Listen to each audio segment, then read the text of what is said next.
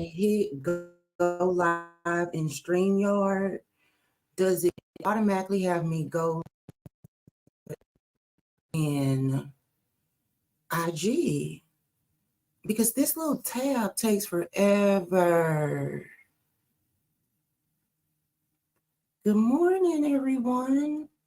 Okay, so I just got the email that I'm live on YouTube. I'm trying to figure out when I can tell I'm live on IG, because you guys know I have a bit of a lag time over here. But yes, good morning. It is time for Transparent Talk. I'm trying something new over on, what happened? Create, oh wow, that only did a live for that. Okay. So apparently I shared, well, I didn't try, but I shared a video on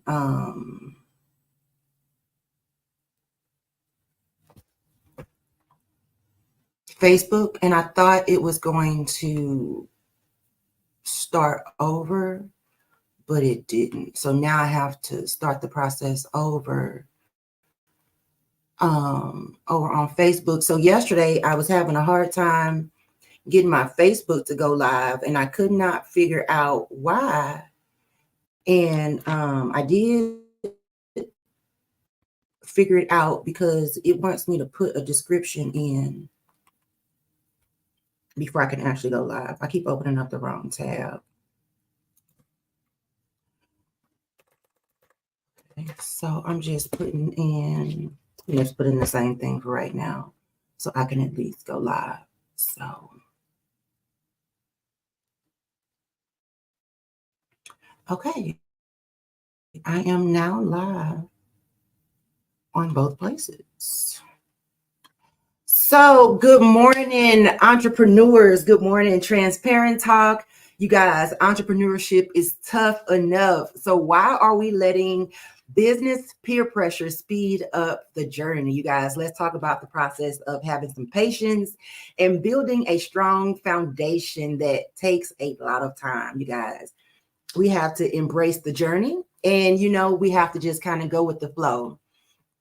So what I've been noticing for myself and other entrepreneurs is this feeling that we should be doing more than what we're doing. Okay, so I will speak for myself. I do deal with peer pressure. I do deal with entrepreneurship peer pressure, business peer pressure. I don't know if that is a real term, a real thing. If it's not, maybe I should trademark it. So if people decide to use it going forward, they'll have to pay me to use it. But yeah, you guys, we're out here doing what we do, and there's so much information to pull from. Oh my goodness, when I started out, let's not even start when I started out, but there's so many ways to gather information, all this micro learning. And what I found for myself and for other entrepreneurs is it's a lot of pressure. We feel like we should be doing this. We go and we try to learn. Well, I'm trying to learn how to do this. And sorry, you guys, I just got a notification on my computer. Okay, so I said yesterday I was going to try to figure out how to get live in Facebook on StreamYard. I think I might take the time to do that today. Yesterday, I ran around a little bit. But back to the story. The peer pressure. So, it comes in so many different forms. Let's just start with as soon as I established myself as a business, and I started with the LLC and the bank account and the websites, all of these businesses came out of the woodworks to offer me their services. So that was a lot of pressure of feeling like, oh my God, I need to join the chamber. I need to be on the Better Business Bureau website. I need a website, all of these things. But the reality is it wasn't time for me to do any of those things. I'm just getting started. And I did fall into the pressure of trying to join these things, thinking that that's what I needed, especially the whole website situation. So let's talk about the peer pressure when it comes to content creation, because I can go all over the place because there's so many avenues and ways that we are being pressured. But I want to stay on topic with some of the other things I have going on my pages. So that would be marketing and right now content creation, and then leasing. Those are the two things that I'm talking about in other places. So let's keep this conversation with business peer pressure on that. So let's talk about marketing, especially websites. I feel like there is a lot of pressure for companies to build a website. I am not saying that we don't need a website. I'm saying there's a time and a place for the website. And from my experience, I thought I needed a website early on, but I did not have my marketing strategy down. I did not have my branding down. Therefore, I feel like I wasted a lot of entrepreneurs' time because they wanted me to have the information that I did not have. And so it was very frustrating. I didn't understand the difference in between a marketing expert and a website designer, a technical writer, a creative writer. I did not understand the difference between those. Like you get into an IT person. And so I was just all over the place. I was all over the place. So the point I want to make is don't feel pressured by other businesses or other entrepreneurs to speed up your process. Create the process for yourself and then focus on the next step of that process. If you're like me, you can get just bombarded and overwhelmed with the amount of information that you can learn. Then you get into analysis paralysis, where you're learning all this stuff, but you never implement it. What I have to remind myself and what I want to remind you or bring to your attention is that these are also businesses trying to make money. Some of these businesses, their goal is to push their product. It's not always their goal to improve your business or take your business the next step forward. So you really have to be careful about how you go about these things, learning what questions to ask, so forth and so on. But don't feel pressured to speed up your marketing based off of what you see other entrepreneurs doing and based off of these solicitations that you're getting from companies to help you establish your marketing. Focus on creating your brand and just really understanding that. Like I said in the last video, if you can afford to hire somebody to do that for you, go for it. But if you're like the rest of us, where you're just figuring it out as you go, take your time.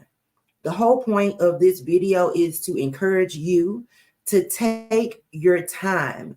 This journey is your journey, and it can go as fast or as slow as you want it to. Um, Put on your blinders and focus on your goals and find the information that you need for the next step, not 3 or 4 steps down the road. What is the very next thing that you need to do to move the process forward? So for me, the next thing that I needed to do was get back into the website, which I have someone working on my website, and for my marketing, the next thing for me was to grow my audience. So that's why you're seeing all the lives, all the videos, because that is the strategy that I chose to use to grow. Of course, I have people offering me their services and saying that if I use their services, I can grow faster. I probably can, but I also know that it's their job to say that, just like it's my job to tell you guys you should work with a commercial real estate partner. It's no different. So just always remember that that person that's offering you a service or a product is also doing it to make money. I've had people reach out to me and say they want to work with me, blah, blah, blah, blah. And when I ask them what they know about me, they know absolutely nothing about me. They haven't looked at my website. They haven't looked at my social media. They haven't looked at anything. They can't even tell me that your brand color is purple. So when someone calls me because I fall into that trap of people contacting me and so excited and wanting to work with me, and I fell for it. And then I get there and they're really trying to sell me a product. So now I've learned how to ask certain questions beforehand. And one of those questions that I love to ask is, what do you know about me? If they don't know anything about me, and this is a hint to you, if you're trying to sell me something, you better know something about me, something about my brand, because if I get the conclusion that you're just throwing out stuff and you don't really have a strategy of who you're reaching out to, I probably don't want to work with you because you're not specific. I'm over it. I'm just over that part of business. Okay. So let's talk about peer pressure when it comes to leasing. Every business is not ready to be in a brick and mortar location. And it really is hard sometimes to tell people that. But it is my job to also make sure that you can maintain the space that I help you find. I am not a transactional person. That's why I do not consider myself a salesperson. I make a mistake and say I'm a realtor because I used to be a realtor. You guys know I was on the residential side of things, and on that I did have the realtor designation. When I switched to EXP commercial, I had to give up that designation, but sometimes I still refer to myself as a realtor when I should not, because that is a very specific designation. So if I've said that in the past, please forgive me. I am not a realtor. I am a commercial real estate advisor. So every business is not ready to get into a brick and mortar. So I'm learning to ask certain questions. So you guys, don't feel rushed to be in a brick and mortar. I hate it when I do that. I hate when I see something on social media and I don't write it down or do something to remember, because I have been saying for the longest, these boutiques, they are opening and closing really quickly. And so what I thought is, why don't these boutique owners get together? Well, one boutique owner open up a boutique, kind of like a consignment shop. And now you can lease out different spaces, kind of like these little flea market type situations. And now you have 4 boutiques in one.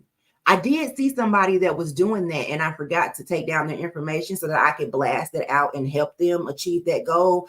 But if you're a boutique and you're looking for a space, a brick and mortar space in Huntsville, Alabama, go to Facebook and search. There is someone out there on like one of the Huntsville business pages that has a boutique, and she's looking for other boutiques to join with her.